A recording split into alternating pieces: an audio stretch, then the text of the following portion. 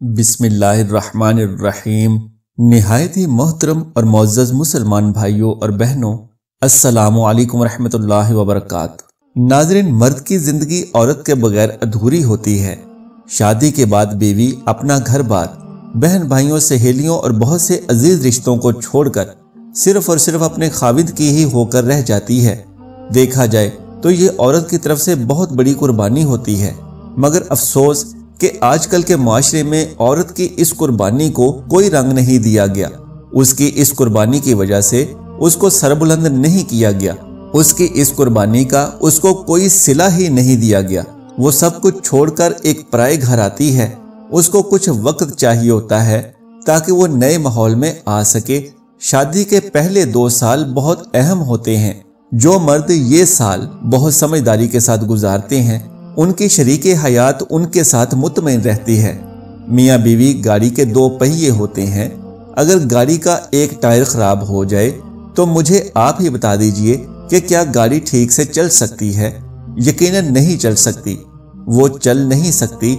इसी तरह जिंदगी की गाड़ी को चलाने के लिए भी मियाँ बीवी का एक साथ चलना जरूरी होता है। कहा जाता है कि बीवी को खुश करना दुनिया का सबसे मुश्किल काम है। आप कुछ भी कर लें, अपनी बेगम को कभी खुश नहीं कर सकते।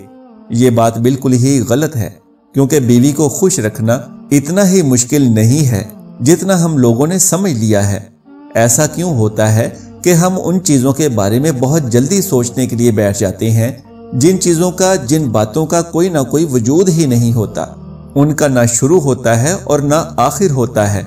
ऐसा क्यों होता है, आज हम आपको बताएंगे।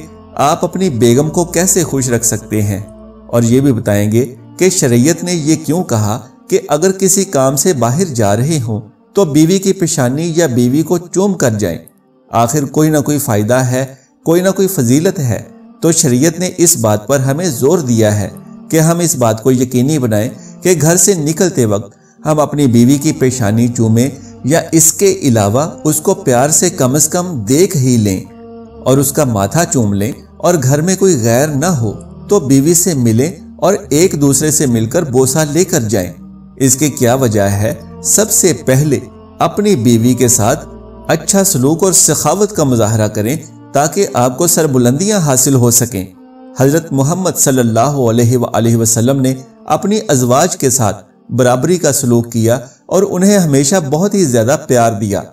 हर शादीशुदा मर्द को चाहिए कि नबी सल्लल्लाहु अलैहि वसल्लम की इस सुन्नत पर अमल करें ताकि इससे घर में खुशहाली और बरकतें नाजिल हो सकें। नाज़रीन, अगर आज की मेरी ये मालूमाती वीडियो आपको पसंद आ जाए तो बराह करम इस वीडियो को लाइक और शेयर कर दीजिए, और मेरे इस्लामी व इस्लाही चैनल कुरानिक वज़ाइफ बाई शहजाद मिर्ज़ा को सब्सक्राइब कर लीजिए ताकि आइंदा आने वाली हर एक मालूमाती वीडियो आप तक बर वक्त पहुँच सके। जज़ाकल्लाहु खैरन कसीरा। अल्लाह हम सब का हामी और नासिर हो।